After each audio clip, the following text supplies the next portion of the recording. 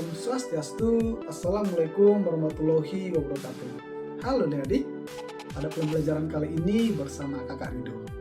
Dan pada pertemuan ini kakak akan membahas materi tentang membangun masyarakat yang beradab.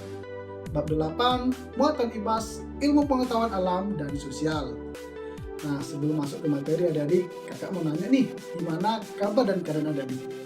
Dimanapun adik-adik berada, kakak harap adik-adik tetap sehat dan rajin belajar ya. Oke, langsung aja kita bahas membangun masyarakat yang beradab seperti ini.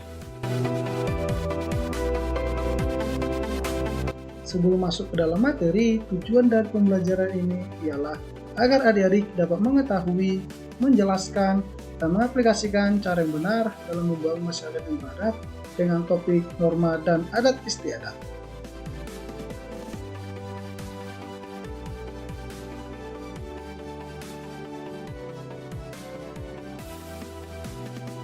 Adik-adik tahu nggak apa itu norma dan adat istiadat? Tidak? Dengarin ya adik-adik, kakak akan jelasin. Tonton video pembelajaran ini sampai selesai.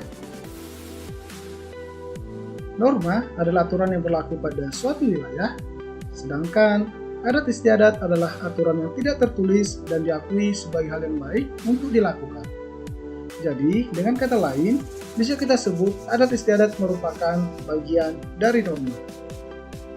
Bagaimana adik-adik? Sudah mengertikah tentang pengertian norma dan adat istiadat? Agar adik-adik semakin lebih paham, kita ambil contoh negara kita ini ya adik-adik.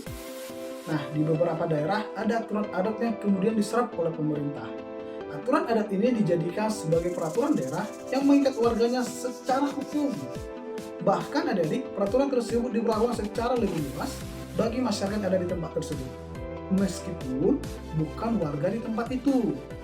Luar biasa adik-adik peraturan ini, bahkan warga negara lain pun harus taat pada peraturan ini. Nah, agar adik semakin lebih paham lagi mengenai norma dan adat istiadat, kita akan ambil beberapa contoh di negara kita ini.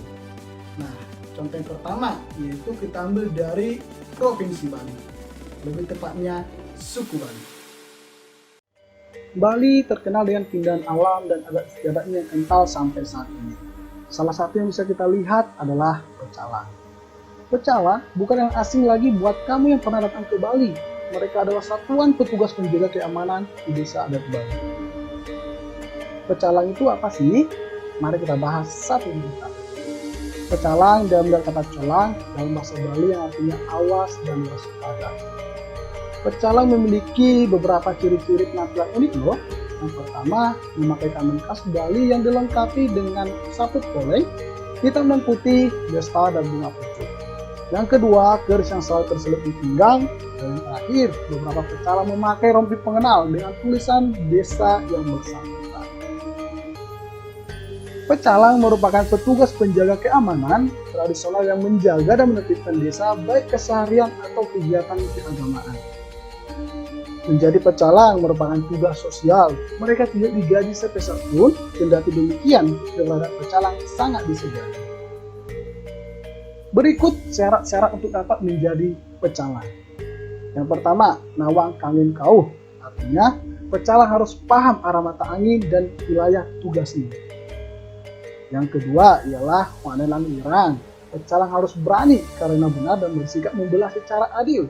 Berani membela desa adat tempatnya bertugas. Yang ketiga, celang lain cala. Seorang pecalang wajib memiliki kepekaan dan pemikiran cerdas. Harus bisa cepat, namun tidak tergesa-gesa. Yang keempat ialah pemaksa guru. Pecalang harus mampu membimbing dan menjadi contoh yang baik. Bila memberi ganjaran, harus sesuai dengan asas-asas keadilan yang berlaku. Yang kelima ialah satya bakti ikang budi. Pecalang adalah seseorang yang selalu melakukan kebaikan dan berbakti kepada Tuhan Yang Maha Esa. Yang terakhir dan keenam ialah Rama Desa Prakraman. Artinya pecalang adalah warga desa yang sudah berumah tangga karena dapat dinilai lebih stabil emosinya dan berpengalaman. Tujuannya ialah untuk mencegah adanya pecalang yang kasar dan bersikap emosional. Gimana adik-adik? Sudah mengertikah mengenai norma dan adat istiadat di Provinsi Bali? Lebih tepatnya suku Bali.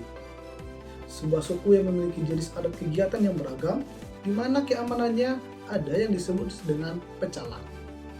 Oke adik-adik, nah pada pertemuan kali ini cukup sampai di sini saja.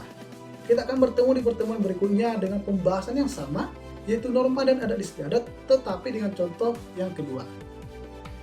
Yang kedua kita ambil nanti dari Provinsi Banten, suku Baduy. Oke adik, bye-bye. Sampai bertemu di pertemuan berikutnya. Om Santi Santi Santi Om. Wassalamualaikum warahmatullahi wabarakatuh. Shalom, namo buddhaya.